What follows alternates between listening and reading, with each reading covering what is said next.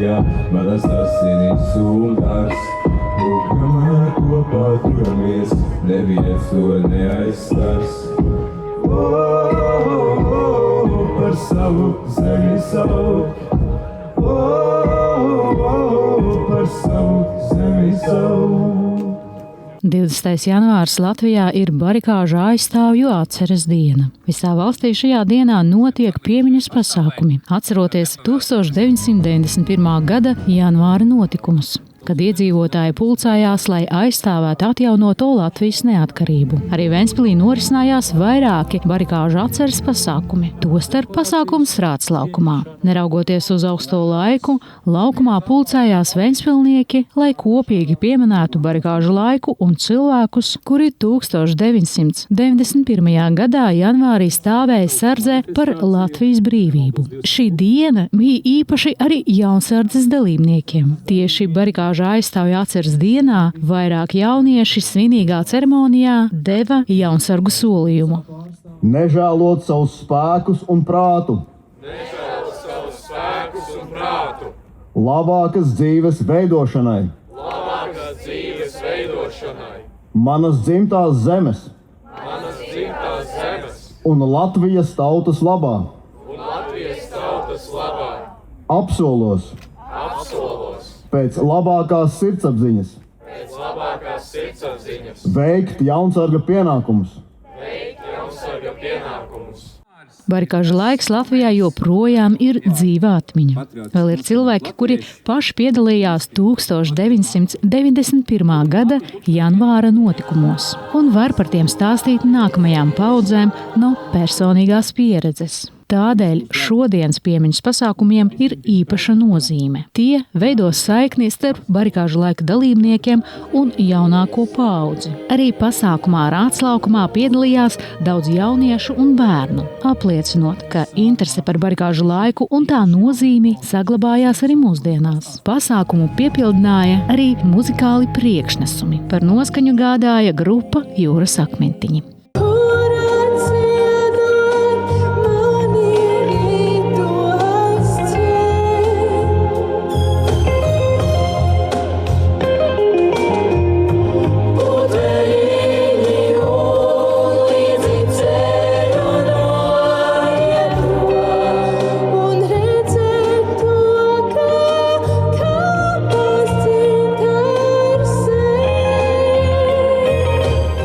Piemiņas pasākums Rāts laukumā noritēja mierīgā sirsnīgā gaisotnē. Cilvēki sēdēja ar karstu tēju rokās, līdzās dega ugunskuri, kas deva siltumu un gaismu, līdzīgi kā 1991. gada janvārī. Šīs vēsturiskās liecības šajās dienās iespējams redzēt izstādē Barikāžu laiks Ventspils Livonijas ordeņa pilī, kur skatāma Ventspils muzeja krājuma izstāde ar oriģinālām barikāžu laika fotogrāfijām. Tās muzejam savulaik dāvinājuši paši šo notikumu dalībnieki. Izstādē mēs esam izmantojuši oriģinālu fotogrāfijas, tieši mēģinot panākt to autentiskumu sajūtu, ka tas bija negaidīti, pēkšņi un bailīgi un briesmīgi priekš mums visiem un īpaši dalībniekiem. Ļoti daudz man pazīstami cilvēki bija šo notikumu līdzdalībnieki. Mums, protams, ir arī atmiņu pieraksti saglabājušies. Tas barikāžu laiks vēl līdz šai dienai mūs tomēr vieno. Tās ir mūsu visu kopīgās atmiņas, kuras mēs tad ar pārcelājam, ne jau tikai jubileju reizēs. Ir dalībnieku paudze, tad ir viņu bērni, un tad vēl ir viņu mazbērni, kas ļoti iespējams arī ir tā pēdējā paudze, ko ļoti tieši var ietekmēt un uzrunāt ar stāstiem. Tālāk tas jau būs vēl daudz senāka pagātne, un tas būs tikpat statiski, kā mums ir pietiekami daudz notikumu mūsu prātos un atmiņās. Jo tas stāsts jau ir par to, ka tā gatavība aizstāvēt to brīvību, tas jau ir tas, kas piemīt visiem šiem cilvēkiem un kas ir sākums jebkādai citai pretestībai pret netaisnību. Izstāde iepazīstina ar 1991. gada janvāra notikumiem un tā laika vidi. Tā Ventspils Livonijas ordeņa pilī būs skatāma līdz 15. februārim.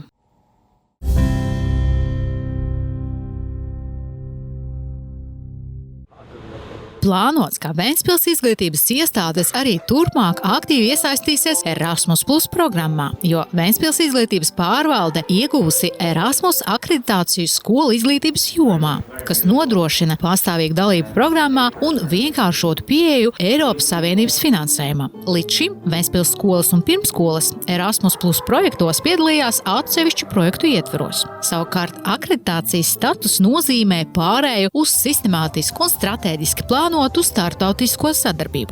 Tas nozīmē vairāk apmaiņas braucienu, startautisku projektu un jaunu iespēju skolēniem un pedagogiem. Akreditāciju piešķīra Valsts izglītības attīstības aģentūra. Pārvaldes pieteikums saņems augstu novērtējumu – 84 punkti no 100. Erasmus Plus aktivitātēs tiks iesaistīts Ventspils pirmskolas izglītības iestādes un vispār izglītojošās skolas, kā arī Jaunradas nams, mākslas skola un sporta skolas Pars. Tas nozīmē jaunu pieredzi, starptautiskus kontaktus un jaunas iespējas gan bērniem, gan pedagogiem. Iegūtā pieredze palīdzēs attīstīt talantīgus skolēnus, stiprināt valodu prasmes un pilnveidot pedagogu profesionālās iemaņas. Plānots vairāk attīstīt STEM jomas un ieviest mākslīgā intelekta iespējas mācību procesā, lai labāk pielāgotu mācības katra skolēna vajadzībām. Akreditācija būs spēkā no šī gada 1. janvāra līdz nākamā gada 31. decembrim. Erasmus akreditācija nostiprina starptautisko sadarbību un dod Ventspils skolām plašākas iespējas attīstīties.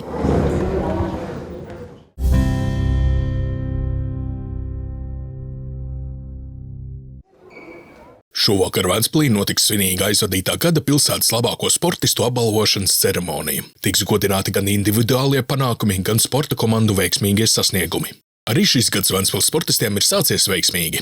Jau pirmajā mēnesī izcīnītas godalgotas vietas nacionālajās un starptautiskajās sacensībās. Tas apliecina augsto sagatavotības līmeni un stabilu sporta attīstību pilsētā. Tātad ļoti mūs iepriecināja Roberts Krūsbergs, kurš šajā Eiropas čempionātā šajā gadā tiešām izcīnīja savā karjerā visaugstsvērtīgāko rezultātu, proti 1500 metru distancē izcīnīja sudraba medaļu. Atceramies, ka Roberts iepriekšējā sezonā pasaules kausu kopvērtējumā 1000 metru distancē, kas ir kroņa numurs, Robertam izcīnīja 3. vietu. Protams, mūs visus ļoti priecē Uvis Jānis Balinskis, kurš ļoti sekmīgi startē savā komandā un arī ir atzīts kā Latvijas labākais hokejs 2025. gadā. Lieliskas ziņas sniegtas no ziemas sporta veidu pārstāvjiem. Ventspils bobslejs Jākabs Kalenda ir izcīnījis tiesības piedalīties Olimpiskajās spēlēs. Pasaules kausa posmā sportists ieņēma 10. vietu divnieku sacensībās un 13. vietu četrnieku konkurencē, kas ļāva izpildīt kvalifikācijas prasības un nodrošināt olimpisko licenci. Tas ir nozīmīgs sasniegums gan pašam sportistam, gan visam Latvijas bobslejam. Papildus Jākabam Kalendam vēl vairāk Ventspils sportisti ir iekļauti Latvijas nacionālās izlases sastāvā, kas pārstāvēs valsts Olimpiskajās spēlēs Itālijā.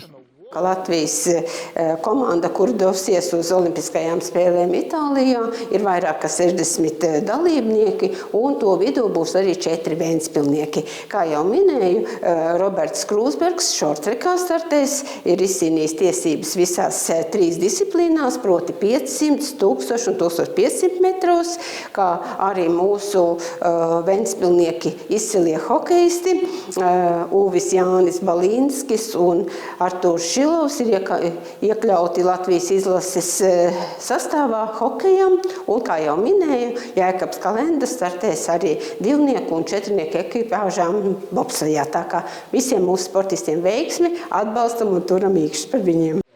Pavisam nesen Ventspils Olimpiskajā centrā norisinājās vērienīgs kustības Geto Games pasākums. Sporta svētku ietvaros tika aizvadītas ielu basketbola un futbola sacensības dažādās vecuma grupās. Turnīros piedalījās vairāk nekā 1000 jauno sportistu. Geto Games jau tradicionāli apvieno jauniešus, popularizē aktīvu dzīvesveidu un padara sportu pieejamu un skatītājiem saistošu. Un, manuprāt, pats nozīmīgākais bija, ka šeit jaunieši varēja tikties arī ar psihologu, tikties ar tādām personībām, arī mūsu basketbola kluba Ventspils kapteini Artūru Ausēju, kā arī sociāliem darbiniekiem. Tā kā šis pasākums bija tāds ļoti veiksmīgs jauniešiem, un es teiktu, kā otri ziemas jauniešu svētki Ventspils pilsētā. Un kas man ļoti patika? Jauniešu ļoti aktīvā darbība, kuri paši ar saviem spēkiem uzbūvēja šo sporta pili, kā varētu teikt, kur notiks šīs sacensības, paši vadīja, paši organizēja, paši apbalvoja. Vienkārši fantastiski jaunieši, kas ir Geto Games sistēmā. Ventspils pārliecinoši apliecina sporta pilsētas statusu. Šeit aug nākamie čempioni, tiek rīkoti vērienīgi turnīri un gūti panākumi starptautiskā līmenī. Apbalvojumi, komandu uzvaras un ceļzīmes uz olimpiskajām spēlēm ir sportistu, treneru un visas pilsētas sporta infrastruktūras ilgadēja darba rezultāts.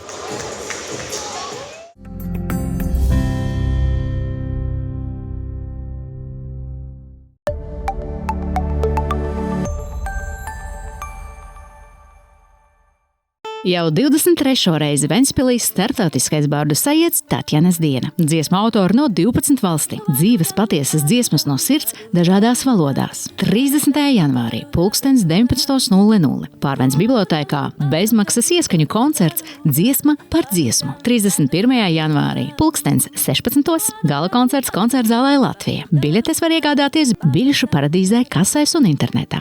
Cena no 8 līdz 12 eiro. Startautiskais bārdu sajietas Tatjanas diena. Draugi satiekās atkal.